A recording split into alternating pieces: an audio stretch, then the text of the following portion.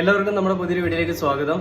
ഈ ഒരു വീഡിയോ ഞാനിപ്പോൾ രാഹുൽ ഈശ്വറിന്റെ ഒരു പത്രപ്രസ്താവന കണ്ടു. അദ്ദേഹം നമ്മുടെ ഈ ഷാരോണിന്റെ ഈ വിധി പ്രഖ്യാപനത്തിനെ തുടർന്ന് ഒരു കട്ടൗട്ടിൽ പാലാഭിഷേകം ചെയ്യാനായിട്ട് പോയ സമയത്തുള്ള ഒരു വീഡിയോ.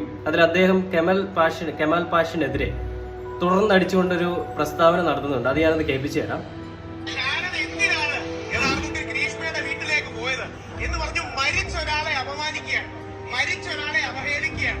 മരിച്ചൊരാളെ അവഹേളിക്കുന്ന ഈ അവസരം ജസ്റ്റിസ് കമാൽ പോഷ സാറിനെ പോലെ വലിയൊരു മനുഷ്യൻ ചെയ്തിട്ട് എത്ര പേര് പ്രതിഷേധിച്ചു. ഈ രണ്ട് മീഡിയക്കാരോടെല്ലാം ഒരൊറ്റ ചോദ്യം, ഒരുപാട് ചോദ്യങ്ങളിലേക്ക് പോകുന്നില്ല. ഈ കേസിലെങ്കിലും ഗ്രീഷ്മ വേട്ടക്കാരിയും ഷാരോൺ ഇരയുമാണെന്ന് സമ്മതിക്കൂ.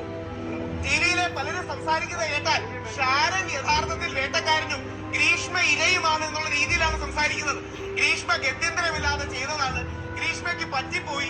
ഗ്രീഷ്മയ്ക്ക് മറ്റു മാർഗങ്ങളില്ലായിരുന്നു. കോർണർ ചെയ്തു.